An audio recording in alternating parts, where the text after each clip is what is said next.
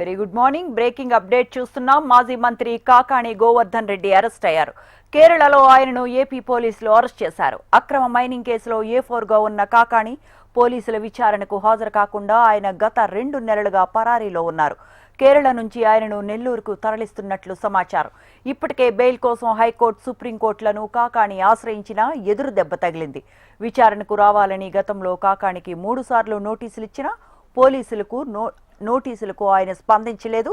దీంతో కేరళలో ఏపీ పోలీసులు కాకాణిని అరెస్ట్ చేశారు.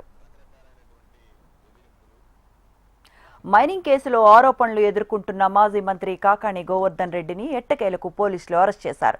గత 2 నెలల నుంచి కాకాణి పరారీలో ఉన్నారు. కేరళలో ఉన్న ఆయన్ని మధ్యాహ్నం నెల్లూరు పోలీసులు అదుపులోకి తీసుకున్నారు. కేరళ నుంచి మాజీ మంత్రి కాకాణిని నెల్లూరుకి తరలిస్తున్నట్లు తెలుస్తోంది. పొదలకూరు మండలం రుస్తుం మైన్స్ కేసులో కాకాణి A4గా ఉన్నారు. పోలీసుల విచారణకు హాజరు కాకుండా 2 నెలల నుంచి ఆయన పరారీలో ఉన్నారు. నెల్లూరులో ఒకసారి, హైదరాబాద్లో 2 సార్లు కాకాణి కుటుంబ సభ్యులకు పోలీసులు నోటీసులు ఇచ్చారు. బెయిల్ కోసం కాకాణి హైకోర్టు, సుప్రీంకోర్టులను ఆశ్రయించినా అక్కడ కూడా ఆయనకు ఎదురు దెబ్బే తగిలింది. అక్రమ మైనింగ్ కేసులో కాకాణి గోవర్ధన్ రెడ్డి A4గా ఉన్నారు. ఈ కేసులో పోలీసులు ఆయనకు పలుమార్లు నోటీసులు కూడా జారీ చేశారు. విచారణకు రావాల్సిందిగా కోరారు. కానీ కాకాణి అజ్ఞాతంలోకి వెళ్లిపోయారు.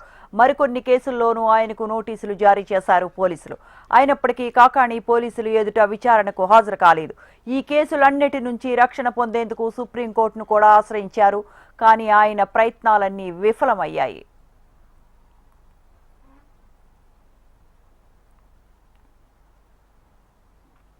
కాకాణి గోవర్ధన్ వేసిన ముందస్తు బెయిల్ పిటిషన్ను కూడా సుప్రీంకోర్టు కొట్టివేసింది.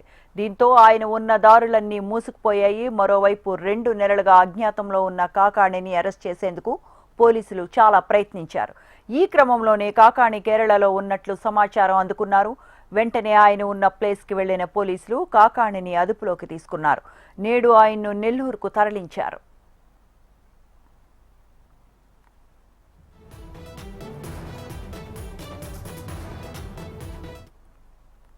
కాకాణి గోవర్ధన్ రెడ్డి అరెస్టు విషయం తెలియటంతో నెల్లూరులోని వైసీపీ జిల్లా కార్యాలయం వద్దకు కీలక నేతలు చేరుకున్నారు.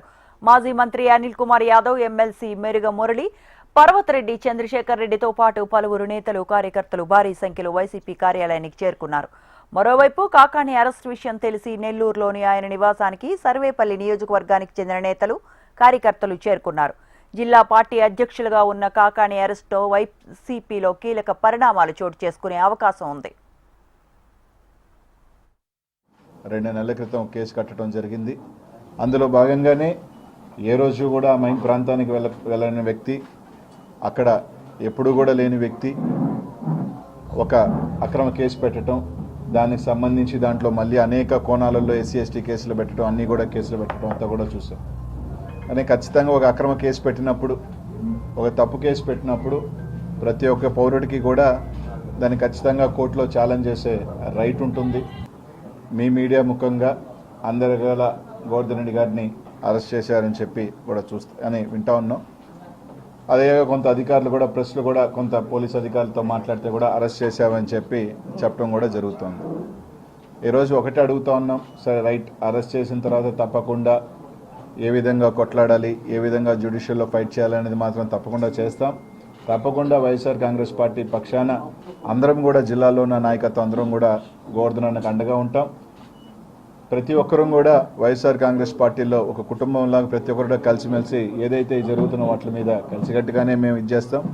తప్పకుండా ఏదైతే కోర్సు ఉందో అరెస్ట్ చేసిన తర్వాత కొద్దిగా పోలీస్ వ్యవస్థ కానీ, ఎందుకంటే ఒక జిల్లా మంత్రి గారిని అరెస్ట్ చేసిన తర్వాత వచ్చి ఎప్పుడు అరెస్ట్ చేసాం, లేదు మేము పలానా టైం పెడతాం అని తొందరగా బయటికి వచ్చి వాళ్ళకు బులెటిన్ రిలీజ్ చేస్తే బాగుంటుంది. ఇట్లా కాకాణి గోవర్ధన్ రెడ్డి గారి మీద 2 నెలల క్రితం కేసు కట్టడం జరిగింది.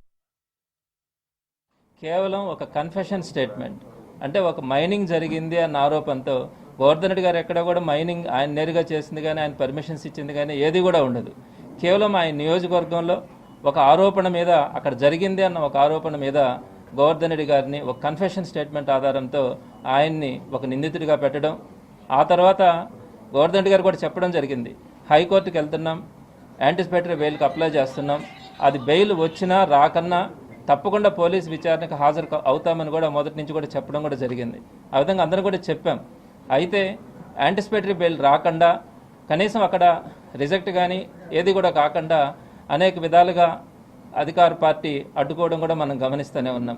మరి ఇట్లాంటి పరిస్థితుల్లో ఈ రోజున గోవర్ధన్ రెడ్డి గారిని అరెస్ట్ చేసినారు అన్న వార్తలు మనం వింటా ఉన్నాం. ఆల్మోస్ట్ పోలీసులు కూడా దాన్ని ధృవీకరిస్తూ ఉన్నారు అరెస్ట్ అయినట్టుగా. మరి సుమారుగా 2 గంటల ప్రాంతంలో ఆయన అరెస్ట్ చేసి ఆయన ఎక్కడికి తీసుకెళ్ళినారు, ఎక్కడికి తీసుకెళ్తా ఉన్నారు అనే సమాచారం కూడా ఈ రోజు దాకా కూడా అఫిషియల్గా వీళ్ళు రిలీజ్ చేయాల. ఇది ఒక పొలిటికల్గా ఒక మినిస్టర్గా పనిచేసినటువంటి ఒక వ్యక్తిని అరెస్ట్ చేసినప్పుడు కానీ అరెస్ట్ చేసి తీసుకొస్తున్నప్పుడు కానీ కనీసం సమాచారం ఇవ్వాలా. ఇక్కడ ఒక జిల్లాకు సంబంధించి కాదు, ఒక రాష్ట్రంలోనే ఒక పాపులర్ అయినటువంటి ఒక ఫెమిలియర్, ఈ రాష్ట్రానికి సేవ చేసినటువంటి వ్యక్తి. మరి అటువంటి వ్యక్తిని అరెస్ట్ చేసినప్పుడు కానీ ఇవన్నీ కూడా మినిమం ప్రోటోకాల్ పాటించకుండా పోలీసులు ప్రవర్తిస్తున్న తీరైతే మాత్రం చాలామంది బాధపడతా ఉన్నారు. ఈరోజు జిల్లా వ్యాప్తంగా ఉన్నటువంటి వైఎస్ఆర్సీపీ అంతా కూడా కాకాని గోవర్ధన్ రెడ్డి గారికి అండగా నిలబడడం కూడా జరుగుతుంది. ఇది అత్యంత దురదృష్టకరమైనటువంటి ఇష్యూ కూడా.